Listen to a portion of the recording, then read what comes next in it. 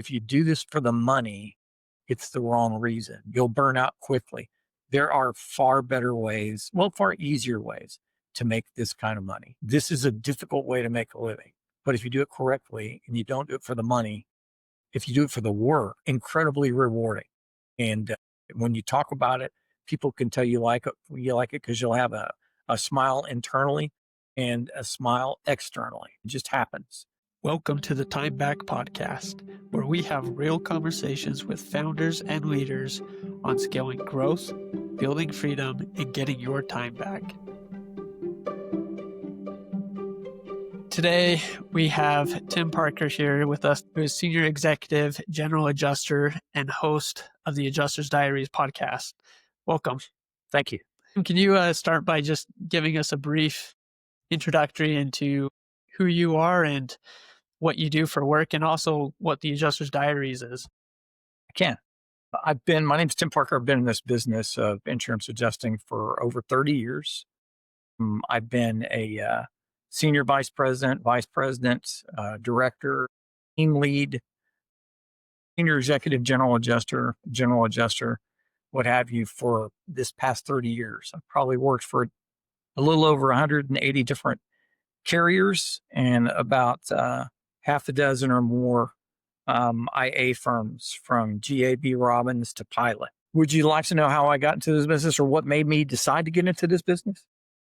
Yeah. I know when we had first met, you had told me a little bit about your story, a personal story with your parents. Please go ahead and kind of tell, because I think it's important for a lot of people to understand what fueled your passion, I guess, here with this industry. I was in oil and gas for many years, got laid off, I don't know how many times, and bought up by other companies. In that period of time, many years ago, my folks had a mold claim. They had a water loss. And my parents were in their late 50s, early 60s. And the insurance company, Farmers, had a brand new adjuster that they had put on this mold claim. And Farmers had put Service Master as far as the company that was going to do the restoration part of it. And then they hired another contractor to do the construction. So what wound up happening is my parents had their home gutted because the brand new adjuster really and truly didn't know what she was doing. Just prior to being an adjuster, she was a housewife and a department manager for a really small department store. Had no construction acumen, anything like that. So they wound up having the whole house gutted and then all the contents pushed somewhere else. That whole process took about 4 or 5 months, and they were displaced into an apartment. It really stressed them out in a huge way. Then in comes the construction company that was going to do the build back. Insurance company cut my mother and father a check. My dad met with the contractor, gave the contractor a check for $95,000 because he didn't know any different. This is the only time this had ever happened to him. Contractor got drywall in the house and then skipped off, disappeared. Insurance company couldn't do anything about it. Couldn't tell us where he was. Changed his name to another company, went on down the road. The adjuster that we had went on down the road and continued to do mold claims for other homes. I don't know what kind of destruction she caused after that. But my wife and I took our own money and we finished our parents' home, carpeting, finished the bathrooms and the kitchen, and helped them become whole. And I looked at my wife in the process and I said, I'm really kind of tired of getting laid off. And I think I would be a really good insurance adjuster. I have a really great construction acumen. I understand business real well and understand risk and insurance. So I got my insurance license and just never looked back. And then from that time forward, I've done this either full-time over the years or part-time. It just depends on the opportunity. But for the last 11 years, I've done this full-time, either as staff or a contractor. And it's a real calling. And I just love what I do. I couldn't like it any more than I do. Yeah, I know it's crazy story to have something like that for your parents as well. And I mean, that was great on you guys to step in and to help them out. But it's cool to see something that will start your interest into a field that you enjoy and that you've been in. I mean, you've been in it over, I think, 30 years, you said, and you've worked with over 100 different carriers and now probably hundreds, if not thousands, of different insurance adjusters. So you've seen kind of some changes here in the marketplace. What are some maybe shifts or changes in the industry that you've witnessed, and how has that kind of shaped, your perspective or your role on what a current adjuster is?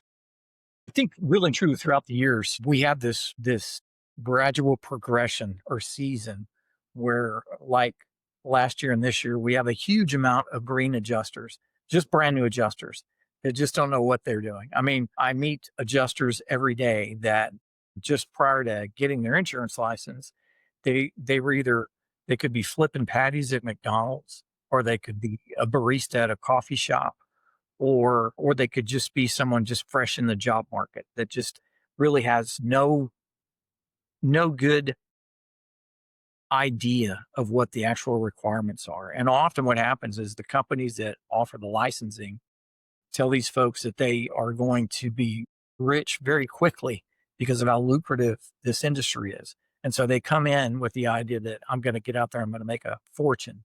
And the reality of it is about 80% of them don't make it. And, I personally, over the years, I can't tell you how many hundreds of adjusters I've fired because they were not honest on their resumes. They got into the middle of a, a catastrophe and they had 50 claims underneath them and they couldn't do any of them, and just, floundering around, not even understanding the estimating software that we use. So, so as an industry, we kind of struggle to want to do anything like put a standard on these folks. Say, you know what? Instead of just getting your insurance license, let's also test you on your construction knowledge and your business knowledge. And without that, we really can't have you come into property and casualty. Maybe you could do something else. Maybe you could do auto, but you still have to learn the process. So where we really fail is that training that folks get when they get their license. You're either going to fail or you're going to burn up. Right.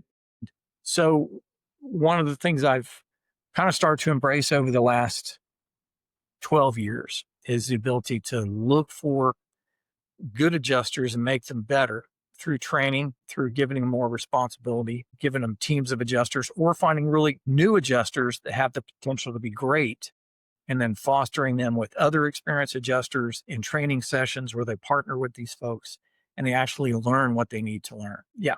Yeah, I was just gonna say, tell me a little bit more about that because, I mean, as you mentioned, 80% of new adjusters are just simply failing.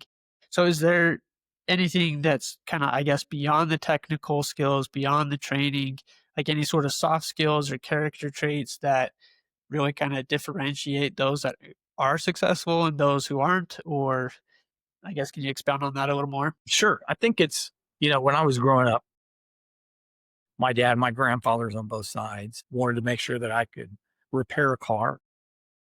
I knew how to build a house. I knew how to cut wood, build a dog house, do plumbing, do some electrical, have the ability to be self-sufficient. And I think over the years, we've seen trades just go away. Not that my grandfathers and my dad wanted me to grow up to be a trade, although there's nothing wrong with that. But they just thought in becoming a man, these are some of the things that you need to know how to do, including riding a horse and things like that, and shooting a gun and all these other things. But we have generations of people that have come out of school with no blue collar skills. They don't know how to swing a hammer. They have to call someone to fix something. They can't fix it themselves. And I think that's really what we're missing, is that layer of training that you used to get when you were a young man or a young lady, and your parents wanted to make sure that you could take care of yourself. Now we're in a whole generation of people that feel like, I'm not going to do that. It's beneath me. I'm going to hire somebody to do it. So where we see the really good adjusters come into the field is where they've got that training because mom and dad offered it. And then maybe they had a part-time job after school that they did either in construction or light construction work or what have you, where they learned these things. That construction acumen is just critical when it comes to Yeah. doing any of this. So, and that's what I think we're really missing. And I think sometimes when you come into this business and and you get your insurance license and you're in your late 20s, and now all of a sudden you want to learn how to put on drywall, it's almost too little too late. Yeah. And the people that offer the insurance licensing, getting that insurance license, doing that 40 hours of of training prior to taking your test and then passing your test, that's one thing. But if you don't understand how to even look at something and put it back together, that's just incredibly critical. Yeah. Yeah, With that, so you're doing a lot of time and attention towards teaching and training, new adjusters, and I assume is that how the Adjusters Diaries came about? Is, to kind of help, I guess, new adjusters in learning, or explain a little bit more with how that came about and how's that going? sure. When I began early on with Eagle Adjusting Services and Southwest Adjusters of Texas, two of the first places I ever worked for, I had the opportunity to train new adjusters. And it was really important that these folks know how to do things. Because even back then, we had folks that were, semi green, but they knew a little bit about construction, but you could also teach them more and then teach them how the Exactimate estimating platform works, where the line items are located, that kind of thing. And from there, it went from working for companies like Pilot or GAB Robbins or Alacrity or Wardlaw, where I'd get constant phone calls, or I'd be in the field managing a team of CAD adjusters, and we all would meet in my hotel room or meet in the banquet room so we could go over construction standards, go over what it means to have things like an ordinance of law and the policy, to have code upgrades, those types of things. So it began to kind of segue into another free resource for people to just gain knowledge. And over the years, I get, I can't tell you how many emails I get a day, text messages I get a day, phone calls I get a day, or meetings when people are here in Houston. Hey, I've got some claims I need you to look at, or hey, I forgot how to do this, or can you help me build this or do that? Or, I get it so often I felt like I need to formalize this into something. So I don't have to take all these phone calls. I don't have to answer all these emails. And maybe I should spend my time doing that because it's something that I've learned a lot about over the years. And I have a pretty large audience of people that do want to learn or know more about it. I carry a roster of about 9,000 adjusters, a lot of EGAs, a lot of GAs, but there are a lot of folks out there that really do want to learn. So that's kind of how this came about. Um, Okay. Yeah, I mean, with your following, and when you have a lot of people who understand and respect the expertise that you bring to the table. I know you're kind of actually in the process of revamping the Adjuster Diaries a little bit more with, through Patreon. I guess, how do you plan to structure these special deliverables of like these in-depth special trainings, or whether they're paid courses or education? How do you plan on, I guess, delivering that more in a separate way from just the initial Adjuster Diaries? well, we have the Snoozy Adjuster Diaries, the original version, because it just got to be so much I couldn't take care of it. And it's probably because it wasn't structured and I didn't really know it would be as successful as it was. So what we're doing now is we're taking all the email requests that we get. We're like a lot of folks want to know things like, how do I office? Tell me how I need to do that, or how should I structure myself as an LLC or an LLS corp, or you know, what kind of ladder do I need? Help me with these questions within Xactimator Symbility. So we're taking all the requests and we're counting out, what would be the most popular ones to begin with. And those are going to be the ones that we start out first with. And we're going to redo each of those episodes. And what we're doing with Patreon is when the episode airs, it'll be available for free on Patreon. But then we'll have a wealth of episodes that you can get into later once the podcast develops. So you can look at specific things like that you might want to know, like how to unfold a roof. A lot of folks don't even know what that means. And yet, 30 years ago, before we had drones, all of us learned how to unfold a roof, and so we'll talk about things like that, how to effectively do an estimate that same day without putting it off, doing the estimate within 24 hours and turning it around for approval through Q&A, and then how to invoice it quickly so I get all my invoices on time. I'm not backlogged with that. There's so much to this, and I've done it for so long. To me, it seems simple because it's just second nature, but there are literally hundreds of things that need to be addressed that just add value to what we do as adjusters and to the industry. Yeah, and I bet it could be confusing, especially for someone who is new or overwhelming. They don't wanna have the same experience of what that adjuster did, with your parents. So, it's important to stay on top and to be well versed. I'm curious, do you have a story that you'd be willing to share of either a client that you've worked with that was kind of an eye-opening experience or something that was very fulfilling to you? Maybe it was someone that you taught, trained, and then you saw them improve and grow their business, or maybe just on your own when you're not training. Do you have a story of like that that you would be willing to share? I have two. I'll start with I have a son. His name is Jason Parker, and Jason works for a really large IA firm based out of London. And Jason started working claims with me when he was 14 years old, and he's 41 now. And he's watched me. He's been behind me, watched me do claims for that many years. He's worked in Xactimate. He's climbed on roofs. Um, he's done exotic automobiles. We've done earth moon equipment. We've done everything together. And now I'm happy to say that my son, who really at first didn't like this at all, is probably one of the best adjusters I've ever seen. We occupy That's or awesome. share the same office. Um, I have somebody else that I met that's become one of my absolute best friends. And he started out with about the same time, way after I did. And I met him when I got promoted to a vice president at Rise over commercial PDL and casualty. His name is Mike Helton. And I've never met Mike in person, but we've been on countless Teams meetings. We've worked together over the past, geez, I don't know, 5 or 6 years. And Mike was really unhappy in this industry when I met him, and we worked together.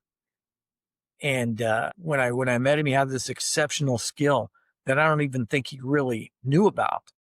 And he'd always been a field adjuster, and he was really salty. And we brought him inside, and we had him over our QA process, and also had him as a senior executive general adjuster. And now he's gone on to bigger and better things. He's probably one of the best litigious adjusters I've ever met in my life. He's very, very technical. He's just this extraordinary talent that I felt like, and I really can't take credit for that other than the fact that we became great friends. And I think I just helped him to get where he is by simply being a good manager and a good friend at the same time and a great resource for information. Oftentimes, Mike knew the answer. He would say, "How do I do this?" And we pause and say, "Man, you know this." And he's, "Oh, yeah, I got this." And he's just this great guy. I just love him to death. Yeah. That's awesome. If someone, anyone who is listening currently, if they want to explore the adjusting or the insurance adjusting field or level up their career, where would you recommend that they start? I think a great place to start is Google. Just really look at Google and try to figure out what is the average income an insurance adjuster will make in property or in auto. There's so many things we've got. We've got inland marine, we've got SIU, which is fraud. Then we've got other things like aircraft and ships and boats and all these things. Look at those particular things and figure out, what do I want to do? Maybe you don't want to be in property. Maybe you want to be in something else. Maybe you want to be in medical, and maybe you want to be in workman's comp. So find out exactly where you want to be, and then don't look at it as a job, because you'll have countless horrible days because there's nothing positive about what you do, other than the fact you see people in their worst situation and you're trying to bring them back to a point where insurance will allow you to bring them whole to a pre-loss condition, depending on what kind of coverage they have and how that works. But it is a oftentimes a thankless job. And I know a lot of my days are spent, probably because of where I am right now in this career, arguing with plaintiff attorneys and public adjusters, those types of things. And that's just the nature of the beast. But it is a definite calling. But yeah, start out Googling it first. Find out the income is what you need. Then see what the success rate is. Then what carriers do you want for, or what IA firms you want to work for? There are some fantastic IA firms out here. Pilot Catastrophe Services, probably one of the best IA firms I've ever worked for. Just exceptional. And they have limitless training that they can take everyone through. And I can't say enough good things about Pilot. I don't work for them anymore, but they're a great organization. If anybody wants to find out about it and they have questions, they can always reach out to me as well. If they just want to know, hey, where would you recommend I work right now? Who's hiring? And you know, I would not have any issue letting people know where I think the best firms are and who the best carriers are. Perfect. No, I gotcha.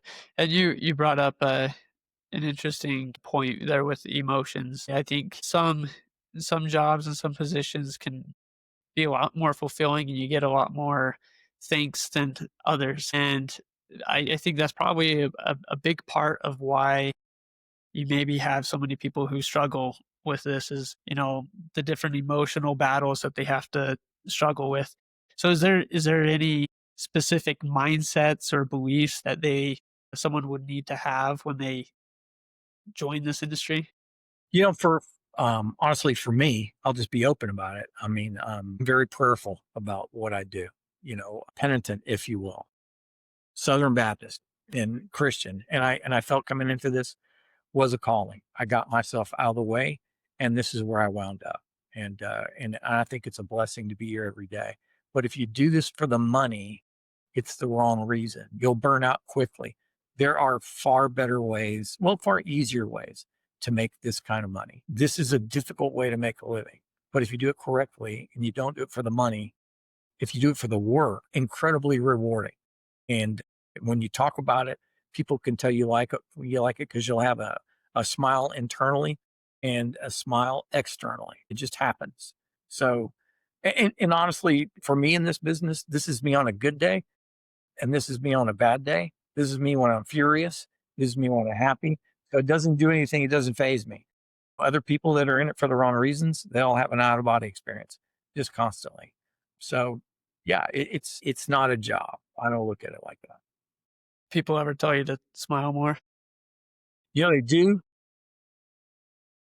but I think I guess the other side of being a really good insurance adjuster, and it's fair for the insured, is you don't want to you don't want to be readable. You want to be aloof. You don't want to take them in a direction that is untruthful based on the expression you have on your face. Yeah, And I was a working cowboy for 8 years. So I think my attitude comes with being a rough hand and learning not to open up my mouth all the time. So yeah, yeah. I get it. Great. Oh, just a couple of fire round questions here for you. One is I want to know what your thoughts are, your opinion is of what a great leader is. I think a great leader is somebody that can get the word I out of their everyday vocabulary and to really look at what you can do for someone else. I think good leaders are remembered by people they've helped grow, and good leaders have, you know, infamous friendships. I'm not saying I'm a good leader, but I have 16,000 people on LinkedIn, thousands of people that, contact me. I feel very fortunate to be in this business.